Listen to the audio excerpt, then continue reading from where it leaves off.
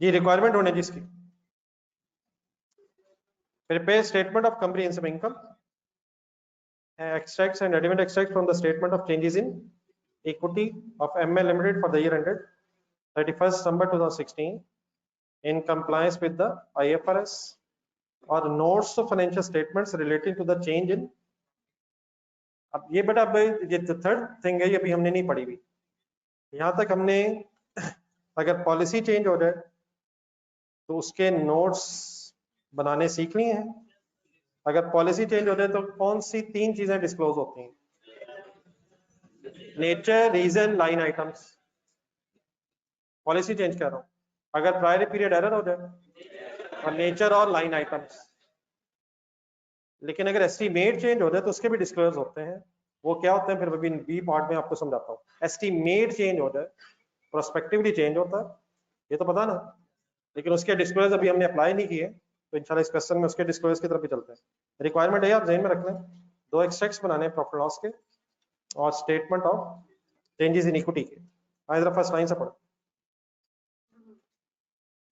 बस ऑन 1 जनवरी 2003 कंसल्टेट की रही चीजें यकीनन आसान नहीं है। प्रॉब्लम एग्जाम में ये आता है, चीजें मिक्स हो जाती हैं और एग्जामिनर की मर्जी है उसने कहां से मिक्स करना है। तो छोटी छोटी चीजें ही बड़े बड़े क्वेश्चन में मिक्स हो जाती हैं, तो जब तक इंडिविजुअल कॉन्सेप्ट क्लियर ना हो आप हैंडल नहीं कर पाएंगे। तो प्लीज हर चीज सीरियस लें। On 1 January 2003, M Limited purchased a plant for rupees. The company used reducing balance method for calculating depreciation at the rate of 20% per annum. During 2006, directors decided it was necessary to change the straight line method. It was decided to change to straight line method. पहले कौन सा था? It was agreed that the remaining estimated life of the plant was 3 years and the estimated residual value rupees. Previously this was nil का मतलब, it means 2 चीजें change हो रही हैं, एक मेथड बदल रहा है और साथ रेजिडुअल वैल्यू कितने से कितनी हो रही है, 0 से 16,000 हो रही है और मेथड रिड्यूसिंग से स्ट्रेट लाइन में जा रहा है। कॉन्सेप्ट क्या है? WDV कैलकुलेट होगी, रिमेनिंग यूजफुल लाइफ पर डेप्रिशिएट होगी। लेकिन अगर 2 चीजें बदल जाएं तो कोई इशू नहीं है, तरीका वही है, इंशाल्लाह भी वर्किंग करते हैं। डाटा कंप्लीट करना। M Limited accounts for changes in estimates, ये अंडरस्टूड बात है, ना भी लिखा हो तो एस्टिमेट्स प्रोस्पेक्टिवली ही चेंज होते हैं। Draft statement of comprehensive income and changes in equity had been prepared for the year ended 31st December by bookkeeper means accountant who had not been advised of the director decision. इन words को underline करें, meaning बताएं, या नीचे भी थोड़ा देख लें, नीचे उसने क्या किया है। Statement of changes in equity और स्टेटमेंट ऑफ कॉम्प्रिहेंसिव इनकम उसने बना दी है, इस साल की भी बना दी है। रिक्वायरमेंट में जाए, आपने भी 2006 ही की बनानी है। क्या जिस साल में आप हैं उसकी उसने बना दी है, लेकिन क्या उसे नहीं पता, उसे डायरेक्टर के डिसीजन के बारे में नहीं पता था। इट मींस उसने क्या सोचे बगैर ही काम कर दिया है, एस्टिमेट्स का चेंज ज़हन में रखे बगैर ही काम कर दिया है, किस साल के में भी कर दिया है। असूलन क्या होना चाहिए था, 2006 में एस्टिमेट्स रिवाइज करके बनना चाहिए था। अब ये नीचे फिगर्स लिखी हुई है वो पढ़ेगा। Draft statement of comprehensive income पूरी नहीं बनी हुई, और से देखें। सबसे पहले रेवेन्यू किसे कहते हैं, सेल्स। उसके बाद बाकी फिगर्स नहीं लिखी हुई। प्रॉफिट बिफोर डेप्रिसिएशन बता रहा है, डेप्रिसिएशन बता रहा है, प्रॉफिट फॉर द ईयर बता रहा है।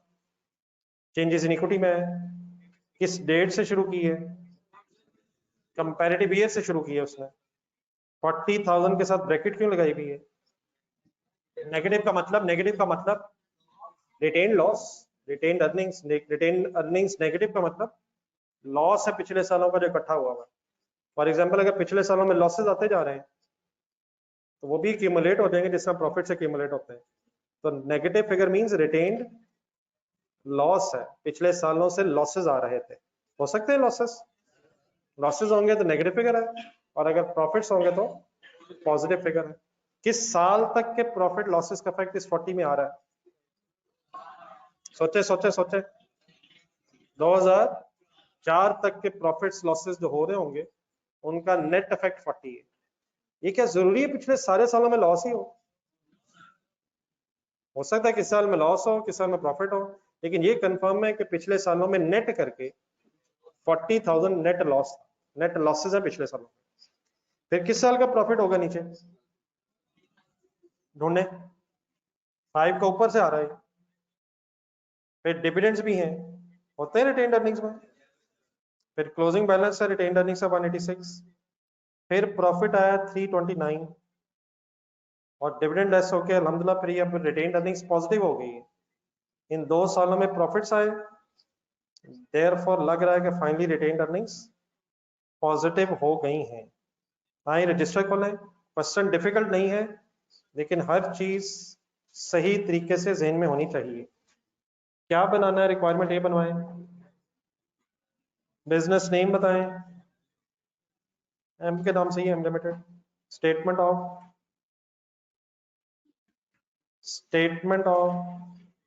पहले comprehensive income, statement of comprehensive income,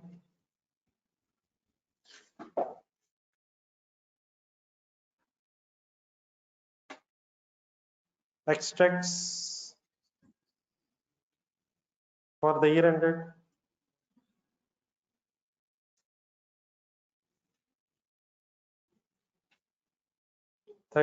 December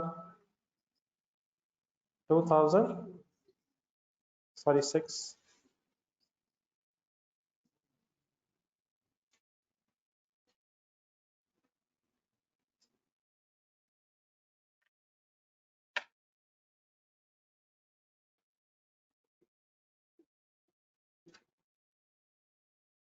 करो वर्किंग शुरू। ये प्रॉफिट लॉस का डाटा देखें, सिर्फ क्या मसला इस सवाल में, एस्टिमेट चेंज है। किस चीज का एस्टिमेट चेंज है, डेप्रिसिएशन के। रेवेन्यू सेम रहेगा, रेवेन्यू सेम रहेगा सर, अब लिख लें, अवेलेबल है। किन किन सालों की वर्किंग करनी है, कंपैरेटिव बनाना, कंपैरेटिव बनाना है, पढ़े बटर बनाना है, एंड में लिखा हुआ है comparatives are required, bold words में लिखा हुआ है एंड में। रेवेन्यू 8 लाख और 6,50,000। जी हम फिर क्यों बना रहे हैं, कि फिगर चेंज होनी है, कंपैरेटिव्स रिक्वायर्ड है यार, प्लीज क्वेश्चन के एंड में यार कंपैरेटिव्स आर के बाद नॉट नहीं है यार।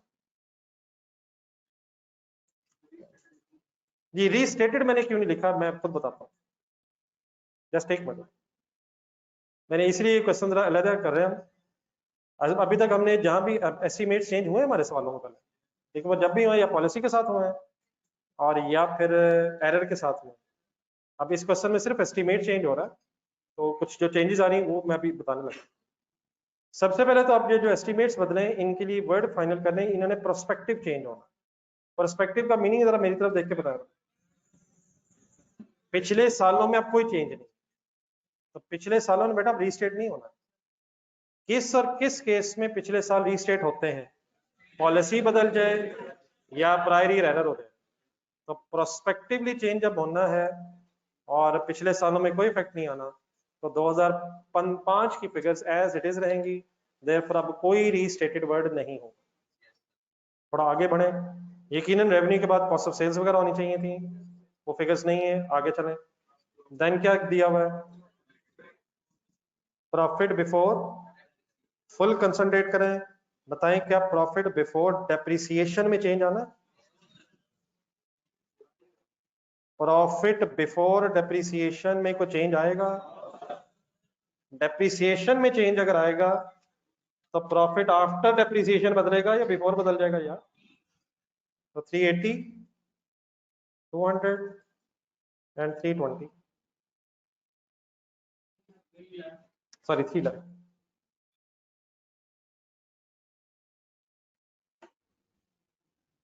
एनी कंफ्यूजन, देन डेप्रिसिएशन में कोई चेंज आना, किस किस साल की डेप्रिसिएशन बदलेगी एस्टिमेट चेंज होने से? 2006 और 5 की। अब यहाँ रुक के जरा स्पेस रख ले नीचे, जरा चेंजेस इन इक्विटी भी नीचे बनानी है, मेरा ख्याल है स्पेस होनी चाहिए, आधा सफा शायद और वर्किंग्स में है।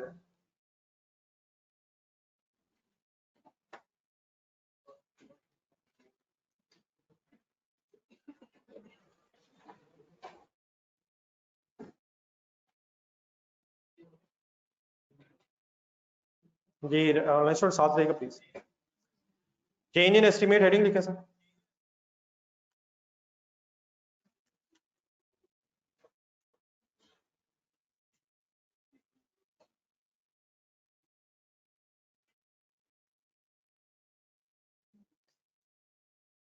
हेडिंग लिख के रुक जाए, वर्किंग करवानी है पहले।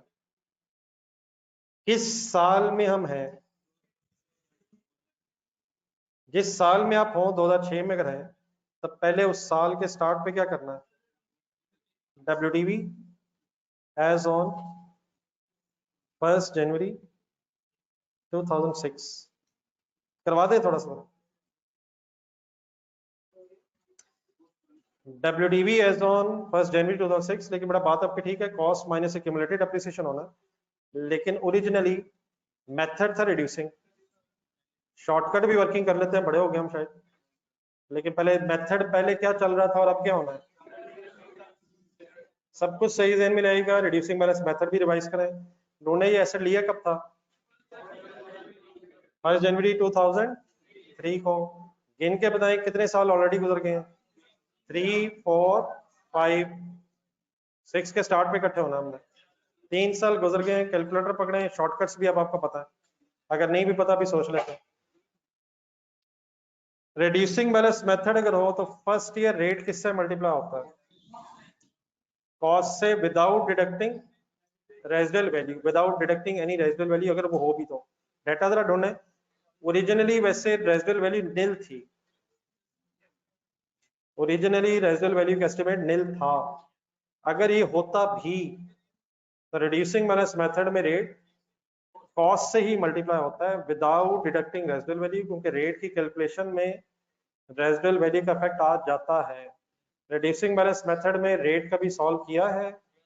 अपने जरा बुक का पहला पेज निकाला जरा प्लीज यार, रिक्वेस्ट समझिएगा यार, क्या मैं भी यार, प्लीज यार देख के जरा बताएं।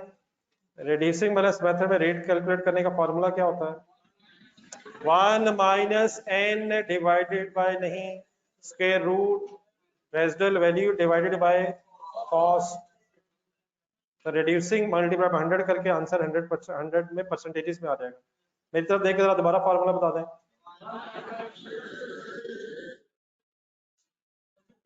1 डिवाइड बाय यूजफुल लाइफ वाला स्ट्रेट लाइन का देख रहे हैं आप यार, थोड़ा सा नीचे पहला पेज मैंने कहा तो है, लेकिन दरमियान में यार रिड्यूसिंग बैलेंस में आना था। रिड्यूसिंग बैलेंस में 1 minus n stand for number of years, residual value divided by cost और स्क्वायर रूट में होता है। इस रेट की कैलकुलेशन में क्योंकि रेजिडुअल वैल्यू ऑलरेडी आ जाती है, इसलिए फिर कॉस्ट से ही रेट मल्टीप्लाई होता है फर्स्ट ईयर, और सेकंड ईयर से ऑनवर्ड्स रेट WDV से मल्टीप्लाई होता है। आए वापस पेज 87। अब कॉस्ट कितनी है? 5 लाख। रेट क्या है? रेट क्या है? अच्छा बेटा अब यहाँ ना मैं थोड़ा सा ऐसा ऐसा मेरा ख्याल है with the passage of time हमें बड़े होते रहना चाहिए सोचते हुए। यकीनन अगर आप 5 लाख मल्टीप्लाइड बाय 20% करेंगे तो फर्स्ट ईयर की डेप्रिसिएशन आ जाएगी। फिर उस फर्स्ट ईयर की डेप्रिसिएशन को अगर 5 लाख में से माइनस करेंगे तो WDV आ जाएगी, और फिर अगले साल की डेप्रिसिएशन आ जाएगी। लेकिन यहाँ टाइम सेव किया जा सकता है। कैसे? जरा कैलकुलेटर पे लिखे 5 लाख। 5 लाख रेट बेटा अगर 20% है तो एक साल बाद ये कॉस्ट 80% रह जाएगी WDV के एंगल से। सोचा जा सकता है। अगर रेट 10% हो तो फिर 90% एसेट रह जाएगा। अगर रेट 15% हो तो 85% हो जाएगा। मैं WDV की इस वक्त बात कर रहा हूँ, अब डेप्रिसिएशन की नहीं कर रहा। अगर आप 5 लाख को 20% से मल्टीप्लाई करेंगे तो डेप्रिसिएशन आ जाएगी, उस डेप्रिसिएशन को कॉस्ट में से माइनस करेंगे तो WDV आएगी। मैं कहना ये चाहता हूँ कि कॉस्ट में से अगर डेप्रिसिएशन माइनस करके आप डब्ल्यूडीवी तक पहुंचेंगे तो उसकी बजाय हम परसेंटेजेस को यूज कर सकते हैं। तो 5 लाख को अगर स्ट्रेट अवे मल्टीप्लाइड बाय 80% किया जाए तो स्ट्रेट अवे 1 साल बाद की डब्ल्यूडीवी आ जाएगी। और रिड्यूसिंग बैलेंस मेथड में क्योंकि अगले साल रेट डब्ल्यूडीवी से मल्टीप्लाई होना है, ये तो पता ना प्लीज, तो फिर दोबारा एक दफा 0.8 करेंगे, एक दफा दोबारा 80% अगर करेंगे उस डब्ल्यूडीवी का तो 2 साल बाद की डब्ल्यूडीवी आ जाएगी। पर मेरे साथ कुछ चल रहा है सर, जादू ही हो रहा है? कोई जादू नहीं हो रहा, सिंपल सी बात हो रही है। और अगर तीसरी दफा 80% करेंगे तो 3 साल बाद की डब्ल्यूडीवी भी आ सकती है। मैंने स्टे बार बार आपको 80% बोला है या 20% बोला? क्या फाइंड आउट करवाना चाह रहा हूं जो हमें चाहिए? तो हमें 3 साल बाद की डब्ल्यूडीवी चाहिए। कैलकुलेटर पकड़े, 5 लाख इंटू, अब 80% भी जरूरी नहीं है, हम बड़े हो गए। 80% मैथमेटिकली मींस 0.8 बन जाएगा। 80 बाय 100 डिवाइड बाय 100, तो 0.8 से सीधा मल्टीप्लाई करते हैं। एक दफा 0.8 से मल्टीप्लाई करने से क्या हुआ? आंसर नहीं, क्या हुआ? आंसर मेरा ख्याल आपका आया है 4 लाख आया। इसको अगर रिकंसाइल करना चाहते हैं ज़हन में तो करके देख लें। 5 लाख इंटू 20%, 1 लाख डेप्रिसिएशन बननी थी और 1 लाख डेप्रिसिएशन लेस होके 4 लाख ही डब्ल्यूडीवी आनी थी। अब 4 लाख डब्ल्यूडीवी को अगर 20% से मल्टीप्लाई करेंगे तो सेकेंड ईयर की डेप्रिसिएशन आ जाएगी, वो 80,000 आ जाएगी। लेकिन स्टेट में मल्टीप्लाइड बाय 80% करें, करें करें करें 4 लाख इंटू 80%, कितने साल बाद क्या आ गया?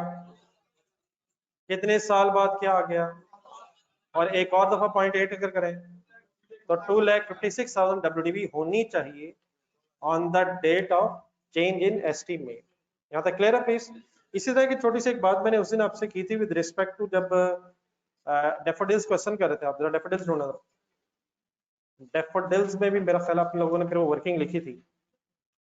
वो जब मैं ये बात कर रहा था कि सिर्फ डेप्रिसिएशन को देख के भी अगले सालों की डेप्रिसिएशन की वर्किंग की जा सकती है। डेफोडिल्स अगर कहीं क्वेश्चन आंसर ढूंढ लेगा 72 पॉइंट समथिंग की, 72 पॉइंट समथिंग चले, वो 92 जो भी था, 92 चले, उससे डेप्रिसिएशन हम बढ़ा रहे थे शायद। जरा इतनी हेल्प मेरी कर दीजिएगा, बढ़ा रहे थे या कम कर रहे थे? हम बढ़ा रहे थे। तो फिर हमने उसी डेप्रिसिएशन की बेस पे अगले सालों की डेप्रिसिएशन के बारे में भी सोच लिया था। डेप्रिसिएशन अगर बढ़ा रहे थे, रिवाइज कर लेते हैं, डेप्रिसिएशन अगर बढ़ा रहे थे तो डब्ल्यूडीवी कम हो जानी थी, और डब्ल्यूडीवी के कम होने से डेप्रिसिएशन नेक्स्ट ईयर्स की कम होती जानी थी। तो जिस तरह बेटा आप डेप्रिसिएशन को फर्दर सोच सकते हैं, इसी तरह हम कॉस्ट से भी स्टेट में डब्ल्यूडीवी फाइंड आउट कर सकते हैं ताकि टाइम सेव हो जाए। वापस आ जाए, 5 लाख को कितनी दफा 0.8 करेंगे? 3 दफा। क्यों? क्योंकि हमें 3 साल बाद की डब्ल्यूडीवी चाहिए। 0.8 सबको समझ आता है क्या क्या कर रहा हूँ? 80% को अगर आप मैथमेटिकली कैलकुलेटर पे लिखेंगे तो 80 बाय 100 मींस 0.8 रह जाएगा। एक दफा फाइनली मुझे ये बता दें कि अगर 25% रेट होता फिर मुझे आप क्या करवाते हैं? फिर 3 दफा 75% मींस 0.75। एक भाई ने वर्किंग किया, मेरा ख्याल है सबको कंफर्टेबल होना चाहिए। कैलकुलेटर पे लिखे 80 डिवाइड बाय करें 100, तो 80% मैथमेटिकली मींस 0.8 है। 15% मैथमेटिकली मींस 0.15 है, ठीक है, लेकिन डब्ल्यूडीवी के एंगल से 0.85 रह जाएगा। 10% अगर होगा 0.9 डब्ल्यूडीवी रह जाएगी, and so on. I hope कि मैं कुछ समझा पाया। आए वर्किंग करते हैं, टाइम अगर बच जाए तो। कैसे वर्किंग करो, चलो फाइनल बता। 5 लाख मल्टीप्लाइड बाय 0.8 वैसे तो इसके भी शॉर्टकट्स हैं, लेकिन पता नहीं आपने क्यूएम वगैरह में वो चीजें पढ़ी हुई है नहीं, छोड़ दे छोड़ दे। अच्छा, ये सब कुछ मैंने स्ट्रेट लाइन के एंगल से बताया, ये रिड्यूसिंग में बताया। स्ट्रेट लाइन मेथड में हर साल रेट कॉस्ट से लगना, तो वहां की बहस नहीं हुई है। रिड्यूसिंग बैलेंस मेथड में डब्ल्यूडीवी ने फर्दर डेप्रिशिएट होना, तो ये काम हम किस मेथड में नहीं किस में कर रहे हैं? पिछले साल में क्योंकि रिड्यूसिंग बैलेंस था इसलिए हमने रिड्यूसिंग बैलेंस मेथड के एंगल से ये बात की है। Any confusion? देन क्या करें? Apply your mind, change in estimate, नहीं बेटा यूजफुल लाइफ ठीक है, अभी ये क्या आ गया है, ये WDV आ गई है। अब this WDV is to be depreciated over remaining useful life by using straight line method. अब 2016 से ऑनवर्ड, सॉरी 2006 से स्ट्रेट लाइन मेथड की तरफ जाना है, वर्किंग करवानी है आपने। क्या करूं, फिगर्स उठवाएं। 256 ना, ढूंढने एक और चीज रहती है, क्या स्ट्रेट लाइन मेथड में रेजिडुअल वैल्यू माइनस होती है? सिर्फ फर्क ये है, अगर शुरू से स्ट्रेट लाइन मेथड होता, रुके रुके रुके, शुरू से स्ट्रेट लाइन मेथड हो तो फॉर्मूला है cost minus residual value divide by used life, no remaining. लेकिन अगर एस्टिमेट चेंज होने के बाद सब्सिक्वेंटली की स्ट्रेट लाइन मेथड है तो WDV minus residual value divide bye remaining used life. तो WDV कितनी, 256, रेजिडुअल वैल्यू है डिवाइडेड बाय रिमेनिंग लाइफ कितने गिवन है, शायद उसे रिमेनिंग बता दी है, टोटल बताई हुई है, रिमेनिंग बताई हुई है, रिमेनिंग ही चाहिए। टोटल बताता तो हम टोटल से डिवाइड कर लेते, टोटल बताता रिमेनिंग निकाल लेते, और अगर रिमेनिंग गिवन है तो रिमेनिंग को यूज कर लें। आंसर प्लीज बता दें। What is 80,000 depreciation for the year ended, specify करें ना, depreciation for the year ended, depreciation for the year ended 31st December 2006। पिछले सालों की डेप्रिसिएशन नहीं बदलनी, बाय प्रोस्पेक्टिव हो रहा है sir, estimates are change prospectively. अब एक सेकंड के लिए फिगर जरा देख के 80 लिख के अपने जरा क्वेश्चन में जाए, आपको अपने क्वेश्चन में भी कोई डेप्रिसिएशन लिखी नजर आ रही हैं? किस किस साल कितना कितना लिखा नजर आ रहा है? 5 में जो लिखा नजर आ रहा है वो हम चेंज करके लिखेंगे या एज इट इज लिखेंगे? वैसे जस्ट टू कंफर्म ये 64,000 बना कैसे हुआ, जरूरत नहीं है, किस मेथड से बना हुआ 64? जल्दी से कैलकुलेटर पकड़े, एक और शॉर्टकट सुना जरा, 5 लाख लिखें कैलकुलेटर में, 5 लाख कैलकुलेटर में लिख के 0.8 करें एक दफा। क्या आया ये, मुझे आंसर नहीं, क्या आया? एक साल बाद की WDV आ गई, 2003 के एंड पे WDV आ गई। एक और दफा 0.8 करें, एक और दफा 0.8 कर दें, क्या आया? क्या आया? 2 साल बाद की WDV आ गई, मल्टीप्लाइड बाय 20% करें। ये क्या करवाया मैंने, 2 साल बाद की WDV multiplied by depreciation rate, तो तीसरे साल की डेप्रिसिएशन आ गई। सिंपल काम हो रहे यार, ये को बातें करने वाली, क्या क्या फाइंड आउट करके क्या कर दिया मैंने, WDV फाइंड आउट करके डेप्रिसिएशन आ गई। तो इस 64,000 ने भी बदलना है, ये तो एज इट इज है। लेकिन प्रॉब्लम क्या हुआ सवाल में, आप जरा देखें 2006 में, 2006 में उसने डेप्रिसिएशन कैलकुलेट की हुई है, उसने किस मेथड को अप्लाई किया हुआ है, वो क्यों? क्योंकि उसको डायरेक्टर की एडवाइस का पता ही अभी नहीं था। जरा कंफर्म कर लें, क्या 2006 में उसने depreciation according to reducing balance method सही कैलकुलेट की है? इंडिविजुअली करें जरा, कैलकुलेटर पे जल्दी से फाइंड आउट करें, कितनी दफा 0.8 करके करेंगे? करें करें, नहीं 2 नहीं बेटा 3 हो जाए, 0.8 0.8 0.8 3 दफा करेंगे, और देन एक दफा 0.2 से मल्टीप्लाई करेंगे, 3 दफा 2 दफा, अब 3 दफा हो जाएगा ना, 2 3 4 5 के एंड पे WDV बनाएंगे, 256 ही बनेगा, 256 इंटू रेट। कुछ समझ आ रही है मेरी बात क्या हो रहा है? तो 2016 में कंसंट्रेट, सॉरी 16 नहीं, 2005 की डेप्रिसिएशन एज इट इज रहेगी, लेकिन 2006 की डेप्रिसिएशन 80 चार्ज होनी चाहिए थी। उसने रिड्यूसिंग बैलेंस मेथड अप्लाई करके कितनी चार्ज कर दी है? तो क्या हम पूरा 80 चार्ज करें या बस डिफरेंस का डिसीजन ले लें? ये वो डेप्रिसिएशन है which is to be charge. या टू बी चार्ज शायद वर्ड हमारे लिए सही नहीं है, it should have been charge, it should be charge. कितनी चार्ज होनी चाहिए, किस साल कितनी चार्ज होनी चाहिए, हुई भी है ऑलरेडी चार्ज, ऑलरेडी चार्ज कितनी है, ना करें please, already charge please, already charge 51,200, सिर्फ किस साल का मसला है, और डिफरेंस लें 28,800 टू बी चार्ज या टू बी रिवर्स, वाई कम चार्ज हुई है, बैलेंसिंग फिगर और चार्ज होनी चाहिए ताकि टोटल कितना हो जाए, 80,000 टोटल हो जाए।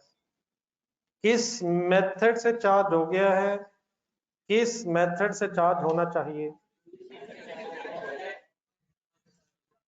इज इट एन एरर,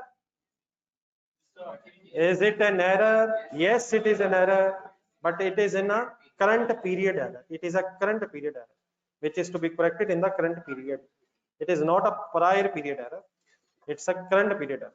जी मंजूर साहब कुछ आप कर,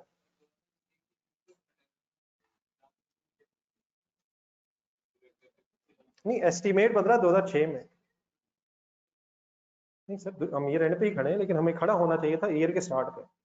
current year and future year change होते हैं, जब एस्टिमेट चेंज होता है तो प्रोस्पेक्टिविटी का मतलब current year and future year. तो करंट ईयर में 80,000 चार्ज होनी चाहिए थी, करंट ईयर में 51,200 चार्ज नहीं होनी चाहिए थी। यकीनन 2006 का एंड आ गया, लेकिन 2006 को एंड कर कैसे दिया गया है, रिड्यूसिंग बैलेंस मेथड की बेस पे। इसे किस मेथड से एंड करना चाहिए था, क्या 2007 से डेप्रिसिएशन बदले या current and future year, and current year किस साल में एस्टिमेट बदल रहे हैं, तो करंट ईयर में भी और फ्यूचर ईयर में भी चेंज आएगा। तो 2006 करंट ईयर एंड कर तो दिया उसने, एग्जामिनर ने एंड कर दिया हुआ है, लेकिन किस तरह करने के बजाय किस तरह एंड किया, रिड्यूसिंग से सॉरी स्ट्रेट से लाइन से करने के बजाय एस्टिमेट चेंज किए बगैर उसने वर्किंग कर, ठीक है प्लीज, ये क्लियर है जी। आप लोग एक एंट्री करवा देंगे 28,800 की, डेप्रिसिएशन डेबिट वर्किंग कंप्लीट करें ना यार, depreciation debit and accumulated depreciation credit.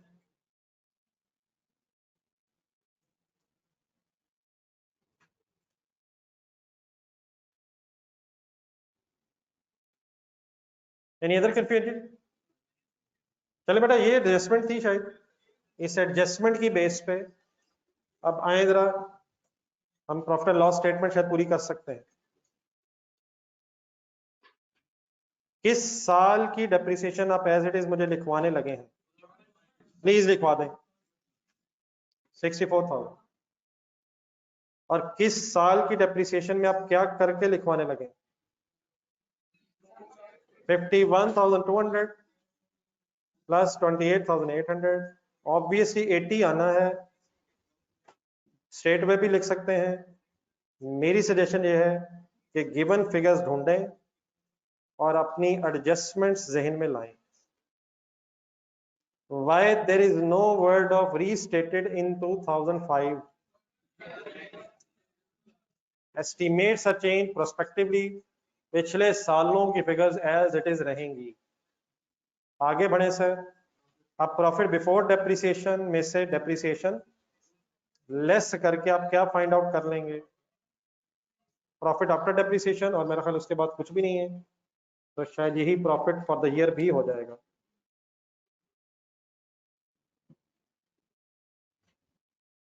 Any confusion?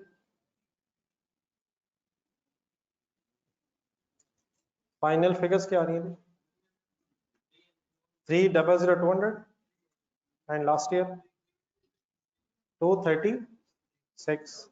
और से अगर आप देखें तो पिछले साल की कोई फिगर नहीं बदल रहे हैं, वो सब एज इट इज है। अगर एज इट इज है तो लिख क्यों रहे हैं, क्योंकि कंपैरेटिव रिक्वायर्ड है।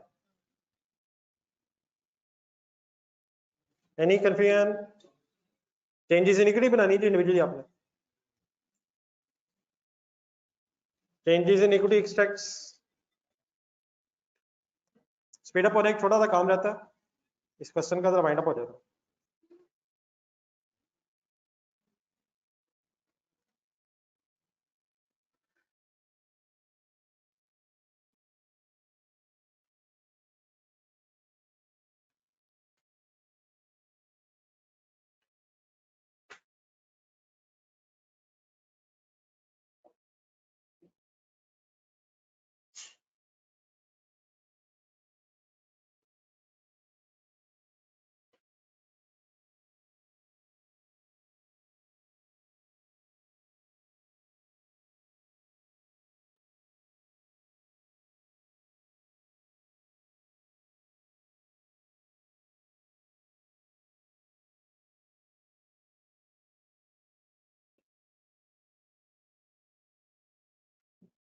थोड़ा सा वॉल्यूम तो बढ़ा लें, साथ वाले को भी समझ नहीं आ रही।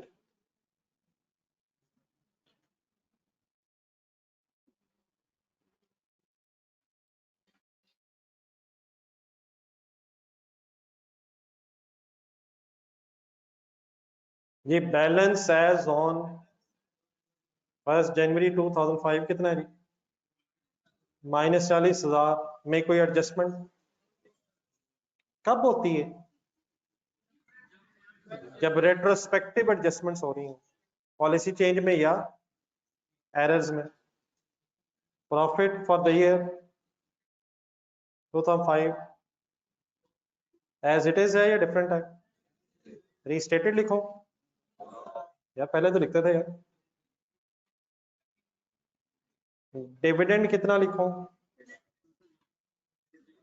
As it is. पिछले सालों के अगर प्रॉफिट सीख हुए भी हैं तो हम पिछले सालों में जाकर दोबारा डिविडेंड नहीं दे सकते, फिर अगले सालों में ही दोबारा डिसीजन लेंगे अगर प्रॉफिट्स बढ़ गए तो क्या फर्दर डिविडेंड देना या नहीं। तो डिविडेंड रिमेंस अनचेंज, तो पिछले साल में डिक्लेयर हुए वो अनचेंज ही रहेंगे।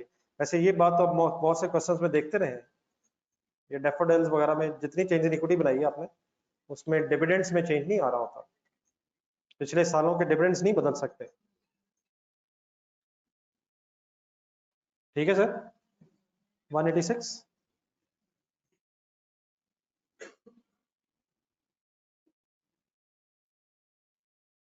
Profit for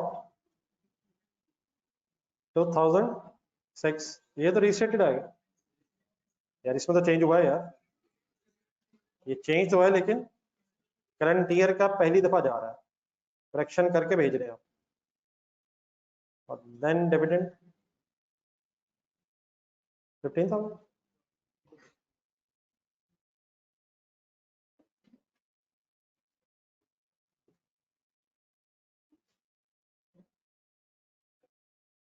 four seven 1200।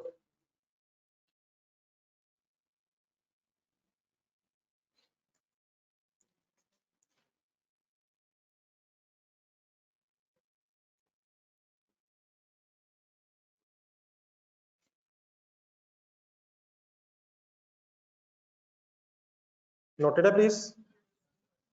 Requirement B की हेडिंग लिखें।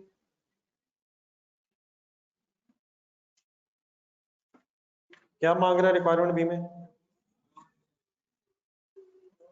पूरा ही लिख लें, notes of financial statements related to notes to financial statements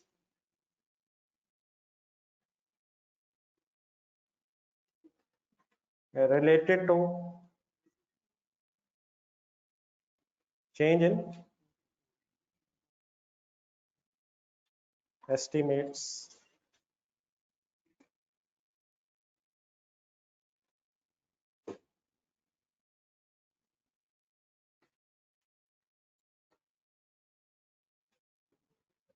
जो लोग हेडिंग लिख रहे हैं जरा पेज नंबर 83 पे जाएं और फुल कंसंट्रेशन से एक और काम शुरू होने लगा जी। ऑनलाइन स्टूडेंट साथ है यहाँ तक?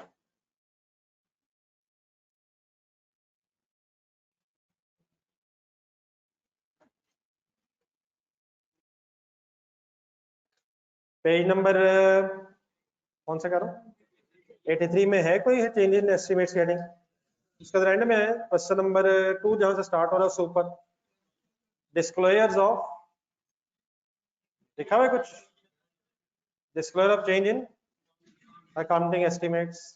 अगर बेटा एस्टिमेट चेंज हो जाए तो शेयर होल्डर्स को वंस अगेन दो चीजें बतानी है। नंबर 1 क्या लिखा हुआ है, नेचर का मतलब जो चेंज हुआ है वो बताना है। दूसरा जो है वो डिफरेंट है, उसकी डिफरेंस की रीजन आपने बतानी है। दूसरा लिखा है बी फाइनेंशियल इफेक्ट, पहले वर्ड्स अंडरलाइन कर लें। फाइनेंशियल इफेक्ट का मतलब होता है पैसों का इफेक्ट, रुपीस नहीं, मतलब रुपीस चाहे ना भी लिखे, मतलब अंडरलाइन कम से कम कर। Financial effect of change in estimate in current and future periods on. Secondly आपने ये बताना है कि आपके चेंज इन एस्टिमेट की वजह से करंट एंड फ्यूचर ईयर के प्रॉफिट पे कितना पैसों का इफेक्ट आएगा। किस साल की बहस यहाँ क्यों नहीं है, प्रीवियस ईयर्स की बहस यहाँ इसलिए नहीं है क्योंकि प्रोस्पेक्टिव ट्रीटमेंट में पिछले सालों में तो हमने कुछ भी नहीं किया। और ऊपर जाए जरा लाइन आइटम वाला डिस्क्लोजर भी यहाँ क्यों नहीं नजर आ रहा, लाइन आइटम वाला डिस्क्लोजर बनता ही पिछले सालों का, तो लाइन आइटम्स का यहाँ कोई डिस्क्लोजर नहीं है। यहाँ एक नई चीज सॉर्ट ऑफ है कि आपने एस्टिमेट चेंज जो किया है उसकी वजह से जो करंट ईयर और फ्यूचर पीरियड के प्रॉफिट्स पे इफेक्ट आना है वो आपने रुपीस टर्म में शेयर होल्डर्स को बताना। तो ये थोड़ा सा जरा चैलेंजिंग हो जाना है, आज जरा लिख के करते हैं। सबसे पहले तो क्या लिखना है, नेचर में क्या लिखना है, सवाल में से देख के लिखें क्या और क्या बदला गया है किस साल। ये बनवाएं जरा छोटा सा सेंटेंस जरा, नेचर ऑफ चेंज क्या है, क्या बदला है, मेथड बदला है और रेजिडुअल वैल्यू बदली है। तो दोनों चीजें हमारे सेंटेंस में आनी चाहिए और ये मेरे ख्याल ऊपर वाले सेंटेंस में मौजूद है। आपको हेल्प करें जरा, तो बोले जरा देख के इंग्लिश। ड्यूरिंग 2006 डायरेक्टर्स डिसाइडेड, बिल्कुल ठीक है, directors decided to change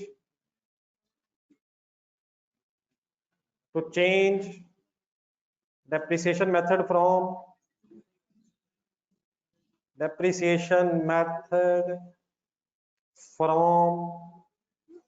reducing balance to straight line। इसके अलावा भी कुछ बदला है, in addition residual value estimate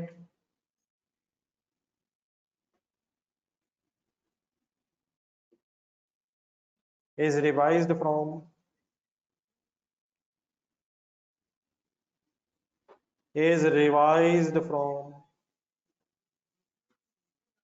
revised from 0 to 16,000। Definitely sentence आपका अपना हो सकता है लेकिन वो सारी चीज बीच में आ जानी चाहिए जो हुई है। मेथड बदल रहा है from reducing to straight line and residual value बदल रही है फ्रॉम, सबको पता है सर फ्रॉम कहां से कहां, नील थी पहले और बाद में 16 हो गई।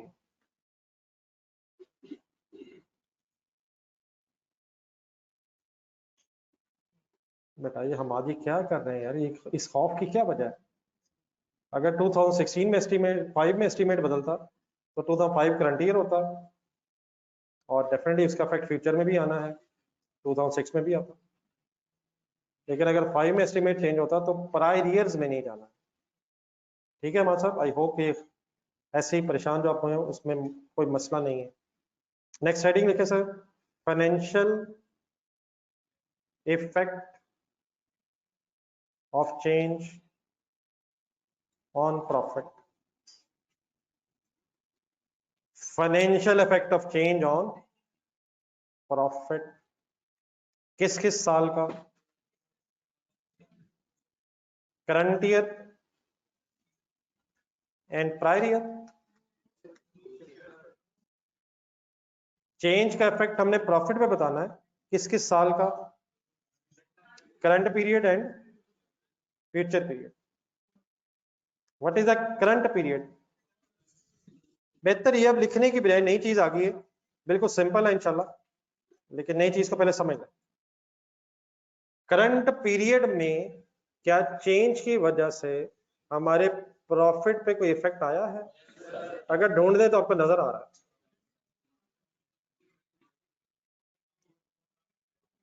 नहीं, वो बात की बात है, पहले चेंज की अमाउंट तो बता दें।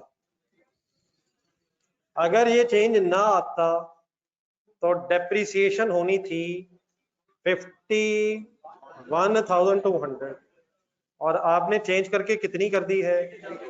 तो क्या डेप्रिसिएशन आपने बढ़ा दी है? कितने से बढ़ाई है? 28,800 से आपने डेप्रिसिएशन बढ़ा दी है, लेकिन बेटा हमने प्रॉफिट पे इफेक्ट बताना है, तो इसकी वजह से करंट ईयर का प्रॉफिट में इजाफा हो गया है। वो इजाफा हो गया, 28,800 बढ़ गई है। तो करंट ईयर में एक हेडिंग सी बना लेते हैं, करंट ईयर में क्या हुआ? डिक्रीज इन प्रॉफिट या इंक्रीज इन प्रॉफिट?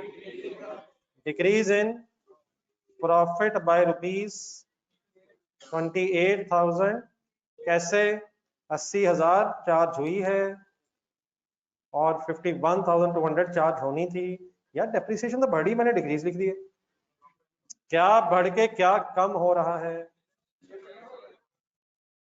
मेरा ख्याल है 28,800 की फिगर सबको पता है कहां से आ रही है, तो शायद अब वर्किंग दोबारा लिखने की जरूरत नहीं है। सॉरी, डिक्रीज इन प्रॉफिट है, सॉरी। आई होप कि किसी ने भी बोर्ड से देख के पीरियड नहीं लिखा। डिक्रीज इन प्रॉफिट, सॉरी मतलब लिखते हुए गलती होगी। तो करंट ईयर में प्रॉफिट में क्या हुआ है? क्या बढ़ने से क्या हुआ है? अब क्या करना है बेटा, अब क्या करना है? फ्यूचर पीरियड्स में इस चेंज का क्या इफेक्ट आ रहा है, अब वो सोचना है। तो नेक्स्ट हेडिंग लिखें, फ्यूचर पीरियड्स। किस पीरियड की बहस कर ली हमने? अब ये जरा जो वर्ड्स अब मैंने लिखे पहले इन्हीं को समझने। फ्यूचर पीरियड्स का मतलब अगला साल नहीं है, अगले जितने भी हैं, अगले जितने भी हैं। ये थोड़ी सी वर्किंग जरा चैलेंजिंग हो जानी है, लेकिन हम बड़े हो गए हैं। आए पहले ट्राई करते हैं, जरा शॉर्टकट से बात बन सकती है नहीं, और बाद में अगर जरूरत पड़े तो डिटेल में बहस करते हैं। कैसे पता चलेगा कि फ्यूचर ईयर के प्रॉफिट्स पे हमारे चेंज से कोई फर्क पड़ना है या नहीं? हम ये देखेंगे कि अगर चेंज ना आता तो क्या होना था फ्यूचर में, और अल्टरनेटिवली बताएं फिर क्या करेंगे, और अगर चेंज हुआ है तो फ्यूचर में क्या इफेक्ट होना है। सबसे इंपॉर्टेंट वाला इसमें इशू ये है कि यहाँ फ्यूचर का मीनिंग क्या है। नहीं, सवाल देख के 2006 इंक्लूडिंग या 2006 से आगे? आगे 2006 में जो है वो करंट पीरियड में इफेक्ट आ गया, तो अब 2006 से ऑनवर्ड्स ईयर्स में क्या प्रॉफिट पे इफेक्ट आना है? आए कैलकुलेट करने की कोशिश करते हैं कैलकुलेटर पर। अगर एस्टीमेट चेंज ना होता तो 5 लाख कैलकुलेटर पे लिखें। नो सर, ये वक्त इस वक्त हंसने का नहीं था, जस्ट थोड़ा सा जरा बस, ये इस वक्त लम्हा जरा कैलकुलेशन का है, बाकी इंशाल्लाह मैं इधर उधर देखने लगा हूँ, फिर दोबारा शुरू हो जाएगा। जस्ट एक मिनट, 5 लाख कैलकुलेटर पे लिखें। बताइए क्या लिखा आपने? अगर रिड्यूसिंग बैलेंस मेथड रहता तो 2006 के एंड पे मुझे WDV बता सकते हैं आप? कर दे सॉल्व, बिस्मिल्लाह पढ़ के शुरू हो जाए। मैंने अब 2006 के एंड पे आपसे क्यों पूछी है? फ्यूचर की बहस करने लगे। 204,800 तक तो हमने पहुंच जाना था अगर मेथड रिड्यूसिंग रहता, और क्या जो कैलकुलेटर पे अब फिगर है इसने फ्यूचर ईयर में डेप्रिशिएट होना है कितना? ये सारा क्या ये सारा डेप्रिशिएट होना है? Yes sir, yes sir. एक इंपॉर्टेंट चीज होने ऊपर जरा जाए, रेजिडुअल वैल्यू 0 थी। रेजिडुअल वैल्यू 0 होने का मीनिंग क्या है? हम एक्सपेक्ट करे थे एंड में कुछ नहीं बचना। तो जितनी आपके कैलकुलेटर पे फिगर है, ये 204,800 की WDV ही टोटल फ्यूचर की डेप्रिसिएशन बननी थी। अगर क्या होता, अगर क्या ना होता, अगर एस्टिमेट्स ना चेंज होते, मेथड ना बदलता, रेजिडुअल वैल्यू ना होती। तो आपके बेहाफ पे मैं 204,800 को अपने जहन में रख लेता हूं, ये समझ के कि this is the amount of future depreciation if the estimates are not change. तो आप कैलकुलेटर में जरा जीरो दबा दें। अब अगर एस्टिमेट्स बदल गए हैं तो आप मुझे बता सकते हैं 2006 के एंड पे अब डब्ल्यूडीवी है क्या? है क्या पूछा मैंने। 2006 के शुरू में डब्ल्यूडीवी थी क्या? ढूंढे, वर्किंग्स में ढूंढे ढूंढे, बिखरी हुई फिगर्स मिल रही हैं। 2006 के शुरू में डब्ल्यूडीवी थी क्या? 2,56,000 तक तो एज इट इज ही रहना था। अब करंट ईयर में डेप्रिसिएशन आपने चार्ज की क्या है? वो 28,800 चार्ज की है, वो तो डिफरेंस और चार्ज की है। क्या इस साल 80,000 आपने चार्ज की है? तो 256,000 माइनस 80 कर करें तो ये क्या आया? ये क्या आया? ये क्या आया? 2006 के एंड पे वो डब्ल्यूडीवी आ गई जो एस्टिमेट चेंज होने के बाद है। क्या इस डब्ल्यूडीवी ने फ्यूचर में डेप्रिशिएट होना है?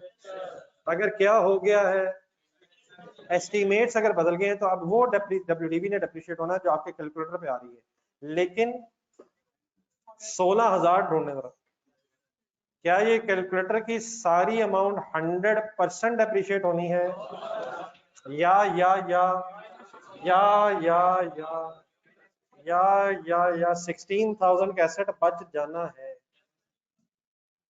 आए थोड़ा सा लिख के करते हैं, लेकिन यहां लिखने के बजाय वर्किंग्स में जा रहे हैं।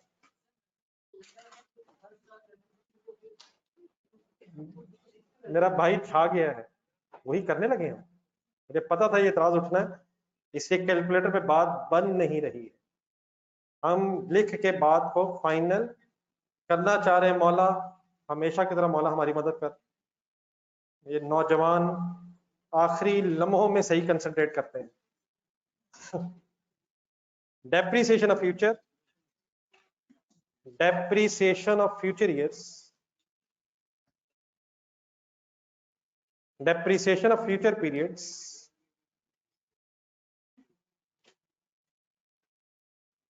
from 30th June, sorry 31st December। बेटा प्लीज कंसंट्रेट, टाइम वेस्टिंग है। ये छोटी छोटी चीजें हमारा जहन खोलने के लिए हैं। Depreciation of future periods from 31st December 2006 onwards. पहले मैंने जरा आपका कॉन्टेक्स्ट क्लियर किया कि हम बहस करने के लगे, हम फ्यूचर पीरियड्स की डेप्रिसिएशन कैलकुलेट करने लगे। कहां से ऑनवर्ड्स? 16 6 मिला के या 6 के आगे? 6 कहने पे खड़े। If number 1 estimates are not change, अगर एस्टिमेट्स ना बदलते तो फिर क्या होती फ्यूचर की डेप्रिसिएशन? 5 लाख। अच्छा ये जो मल्टीप्लाई बाय 0.8 हो रहा था, अब इससे कंफर्टेबल है? कितनी दफा करूं? कौन कौन सा साल? 3 4 5। ये बिल्कुल सही है, अगर बेटा पता है तो कंपाउंड हो रहा है, ये पावर 4 हो जाएगा ये, अगर किसी को आइडिया है तो। कंपाउंडिंग हो रही है इफ यू वांट, लेकिन डिस्काउंटिंग नहीं हो रही। Positive 4 cube 4 whichever you want to say, 4 दफा वो हो रहा है। अगर पता है किसी को तो ओके है, अगर नहीं पता तो कोई मसला नहीं है। Focus on the main thing, forget about किया। पास है अल्हम्दुलिल्लाह। आंसर, इसका मीनिंग बताएं। हाँ ये डब्ल्यूडीवी है 2006 के एंड पे, अगर एस्टिमेट्स ना बदलते। अब इस डब्ल्यूडीवी को देख के हम फ्यूचर की डेप्रिसिएशन सोचने लगे, तो बताएं क्या जितनी डब्ल्यूडीवी है इतनी ही फ्यूचर की डेप्रिसिएशन भी होगी? Yes sir, yes sir, yes sir, क्योंकि ओरिजिनली जब एस्टिमेट चेंज नहीं हुए तो रेजिडुअल वैल्यू 0। इट मींस हम एक्सपेक्ट नहीं करें कि एंड में कुछ बचना है, तो एसेट फुली डेप्रिशिएट होकर 0 तक जाएगा। तो this WDV is reflecting This WDV is reflecting depreciation of, बता दे जरा, of future periods, अगले साल की, अगले सालों की, कितने सालों की, जितने भी हैं, अगले सालों की डेप्रिसिएशन रिफ्लेक्ट कर रही है। यार ये तो WDV है, WDV ने ही डेप्रिशिएट होना है। लेकिन अगर एस्टिमेट्स बदल गए हैं, if estimates are change, then कहां तक तो दोबारा कॉमन है, इकट्ठे होने करवाना भी जी। ऑनलाइन स्टूडेंट साथ दे रहे हैं मेरा?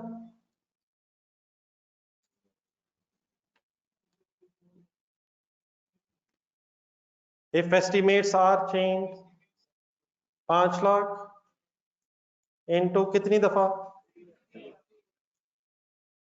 प्लीज, कितनी दफा? 3 दफा करके पहले कहां रुके हम?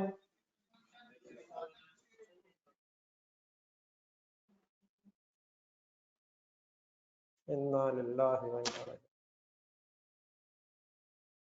सर मार्वलस लिमिटेड में आपने करंट ईयर और फ्यूचर पीरियड की कैलकुलेशन नहीं कराई, उसमें भी तो एस्टिमेट चेंज था। गलती हो गई यार, सवाल जरा ढूंढिएगा। और बेटा हमाद इस तरह कर ली ना करी यार, पेज नंबर 98 निकालिएगा। मार्वलस लिमिटेड में भी तो एस्टिमेट चेंज था, वहां मैंने वर्किंग ही नहीं कराई यार। क्या ये वर्किंग हर सवाल में करेंगे यार? मार्वल लिमिटेड में notes of change in estimate required नहीं था यार हमाद। क्या हर सवाल में ये बिस्मिल्लाह पढ़ के अल्हम्दुलिल्लाह शुरू हो जाएंगे? प्लीज यार क्या हो गया हमाद? वहां सिर्फ किसका नोट रिक्वायर्ड था? तो क्या एरर का नोट आपने बनाया था? बोर्ड से देख के बनाया था यार। तो एस्टिमेट चेंज का नोट क्यों नहीं बनाया हमने? वहां रिक्वायर्ड नहीं था, कब बनाया करेंगे? तो आज भी तो रिक्वायर्ड नहीं है तो सही इसलिए कर रहे हैं यार। जज़ाकल्लाह यार हमाद, यार क्या हो गया, क्यों इतना शर्मिंदा कर रहा है यार? आपके इस सवाल से मुझे महसूस हुआ आप घबरा रहे हैं, तो जैसे मुझे घबराहट महसूस होनी है, मैंने तो गेम और खतरनाक हद तक आगे बढ़ा देनी है, क्योंकि घबराहट तो कोई हमारा सोल्यूशन ही नहीं है। पेपर में तो हम हर मिनट में घबरा जाएंगे, ये भी मांग लिया है, वो भी मांगी है, वहां तो मांगा नहीं है, तो यही तो बड़ा गेम है। घबराहट खत्म करके प्लीज पॉइंट 8 मैंने 3 दफा क्यों किया है? बिस्मिल्लाह सर जी, टाइम है, बहुत टाइम है। कहाँ इकट्ठे हुए हैं पहले हम? पेशेंस दिखा दे जरा। 2,56,000 आ गया, 2,56,000 2006 के शुरू में भी आया है। गेम बढ़ाए आगे। लेस क्या? लेस डेप्रिसिएशन किस साल की, किस मेथड वाली, कितनी? 80,000। और therefore WDV as on 176,000। किस दिन WDV है ये? 31 दिसंबर। ये 2006 में आपने दोबारा 0.8 क्यों नहीं किया? अब मेथड बदल गया, रिड्यूसिंग की बजाय स्ट्रेट लाइन शुरू हो गया, जिसकी हमने वर्किंग की थी। 1 मिनट अगर रुक जाए, बात पूरी हो जाए, जस्ट 1 मिनट। ये क्या है 176? हमने इस WDV से क्या सोचना है? फ्यूचर की depreciation based on change in estimates. जी 176 ने फ्यूचर में पूरा डेप्रिशिएट होना। 16,000 ने फ्यूचर में डेप्रिशिएट नहीं होना, रेजिडुअल वैल्यू है। तो कितने डेप्रिशिएट होना? 160। लेकिन भाई ने एक बड़ा अच्छा इतराज उठाया था, आप भी डाटा देखें जरा। क्या फ्यूचर में अब मेथड स्ट्रेट लाइन नहीं होगा? क्या फ्यूचर में मेथड स्ट्रेट लाइन नहीं होगा? तो क्या स्ट्रेट लाइन मेथड में WDV डेप्रिशिएट होगी? नो नो, गलत तरफ नहीं जाना, गलत तरफ नहीं जाना। आप मुझे बताएं पर एनम डेप्रिसिएशन कितनी आई है? 80। अगले साल भी क्या होगी? और अगले साल भी क्या होगी? और उससे अगले साल नहीं होगी। लाइफ कितनी रह गई है? कितनी रह गई थी? 3 3 3 3 में से 1 गुजर गया, तो अगले कितने साल रह गए? तो हर साल WDV will be depreciated over remaining useful life. ये रिमेनिंग लाइफ कब और कब गिन लेते हैं? तो एस्टीमेट चेंज हुआ था 6 में, हमने गिन ली है, मेथड स्ट्रेट लाइन है, अगले साल की डेप्रिसिएशन बेटा 80 और एक और साल बस रिमेनिंग अब 2 रह गए यहाँ से ऑनवर्ड्स। 6 से शुरू करें तो 3 रिमेनिंग साल थे और यहाँ से ऑनवर्ड्स देखें तो 2 रिमेनिंग साल रह गए। 80 हज़ार डेप्रिशिएट होना है, 160 डेप्रिशिएट होना है, 176 क्यों नहीं होना? तो फ्यूचर डेप्रिसिएशन इज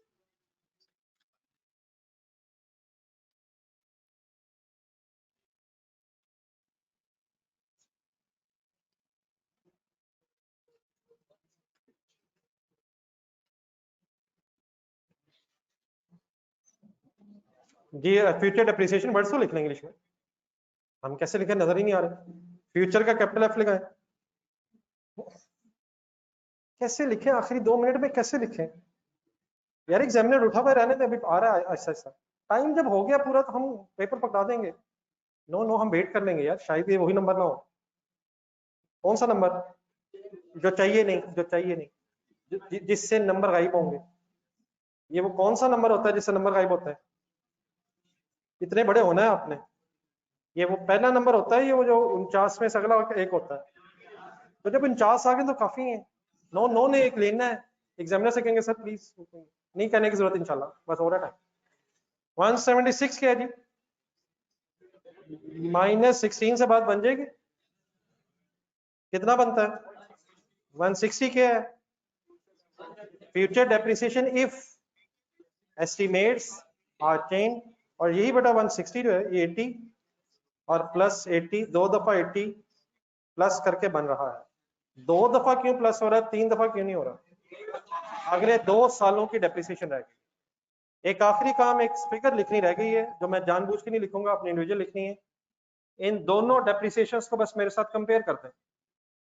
अगर एस्टिमेट चेंज ना होते तो फ्यूचर की डेप्रिसिएशन 204,800 होती, और अगर एस्टिमेट्स बदले तो फ्यूचर की डेप्रिसिएशन 160 होगी। क्या फ्यूचर की डेप्रिसिएशन में इजाफा होगा या कमी होगी? और डेप्रिसिएशन कम होने से फ्यूचर के प्रॉफिट्स, तो ये आखिरी जरा आपने सोचना है। और जहां वो लिख रहे थे, जरा ढूंढे कहां लिख रहे थे, फ्यूचर प्रॉफिट्स लिख रहे थे, फ्यूचर पीरियड सॉरी, इसके नीचे भी एक सेंटेंस रहता है, या क्या लिखेंगे आप, या क्या लिखेंगे, या डिक्रीज इन प्रॉफिट बाय लिखेंगे या इंक्रीज इन।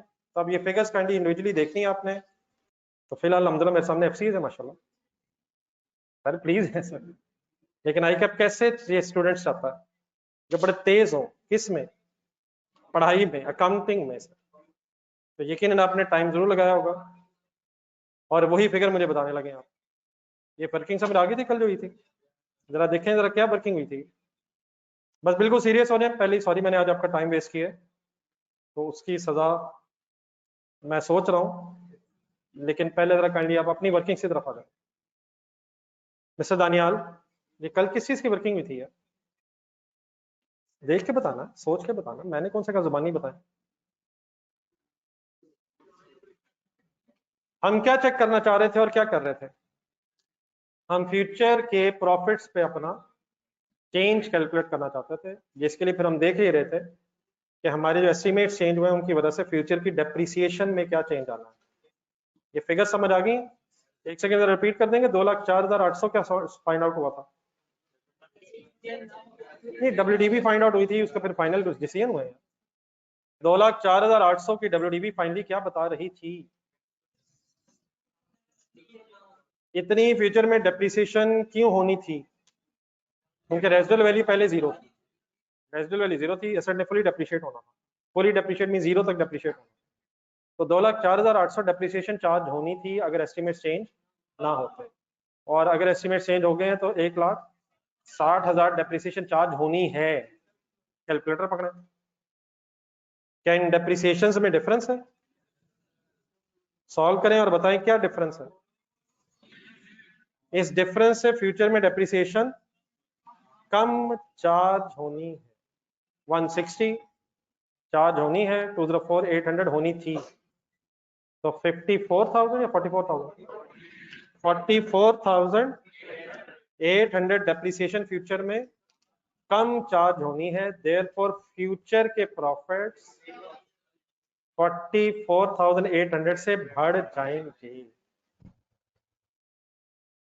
लिख लिया है या लिख लें? क्या लिखा है जरा मुझे भी लिखवा दो। Increase in profit by